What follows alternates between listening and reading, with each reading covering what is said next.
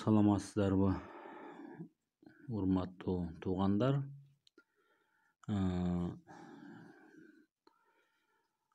Мындан мурунку YouTube каналга киргизген видеом боюнча анын уландысы YouTube канал ачтык эле.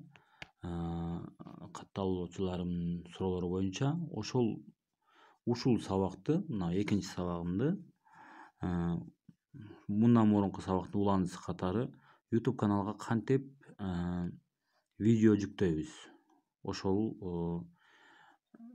көрсөтүп бермекчимин. Так, YouTube каналга видео жүктөгөндө, мисалы үчүн мен каналды жаңы ачканбыз, Сабак KG деп. Сабак KG деген каналга мен видео жүктөшүм керек. Так, ошол эле оң тараптагы, үстүнкү оң тараптагы эмблемага бассак, бул биздин каналдын эмеси, аты. Мой канал дегенге киребиз дагы. Анан мына жерде каналды жасасак болот. Мисалы үчүн мына оң жактагы калемдин сүрөтүн бассак, бул жерге сделать фото же болбосо загрузить фото из строя, неме телефондун өзүнүн памятындагы сүрөттөрдөн коюп койсок болот. Так, эми бул башка тема, аны дагы кийин көрсөтөм. Сүрөт киргизиш, видео киргизиш үчүн алдыңкы тараптагы ортодогу плюс белгисин бассак, бул жерде создать shorts дейт,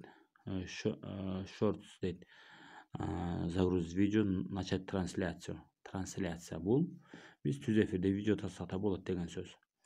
Так, мына ортодогу загрузить видео деген командасын басабыз дагы. Бул жерде биз тарткан мындан мурунку сабакты жүктөп коелу. Саламатсыздарбы туугандар.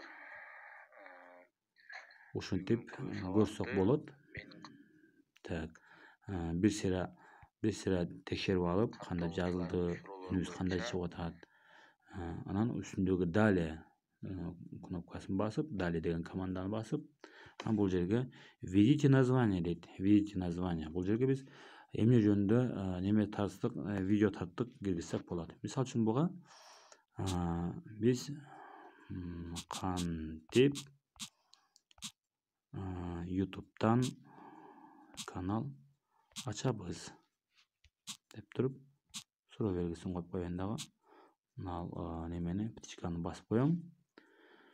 Кааласак описанияга дагы бассак болот. Анан мына киргизгендибизди, мына жазгандарыбызды баардыгын бүткөндөн кийин үстүнкү оң тараптагы далее кнопкасын, далее деген команданы басып койсок, для детей дейт, видео не для детей дейт. Каалаганыбызды басып кое беребиз. Басып кое берейик. Же болбосо загрузить видео дегенди басып койсок, мынтип жүктөлөт. Уже жүктөлүп атат. Алдыңкы оң тараптагы библиотекага кирип туруп, ваше видео дейт. Загружается один видео. Буну бассак, мына уже мына жерден процент кетет.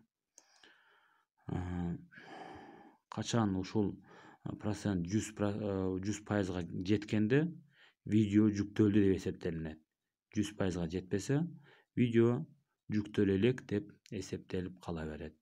Ушул качан 100% жеткенде видео жүктөлөт да. Ошондо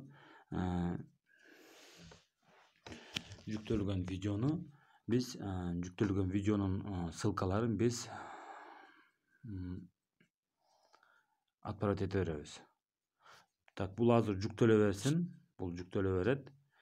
Мен өзүмүн азыр иштеп жаткан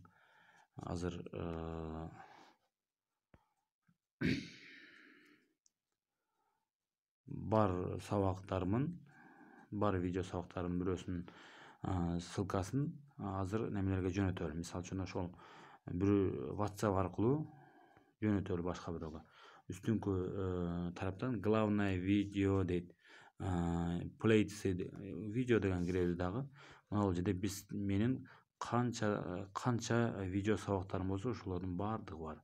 Мисалы үчүн ушулардан бирөөнү ссылка кылып başka bir adamga jönөтөлү же болбосо bir группага жөнөтөлү. Мына бул группа ушундай жөнүндө мисалы үчүн мен ачыды сабагынан дагы бергендиктен мындай сабактарды киргизгенмин.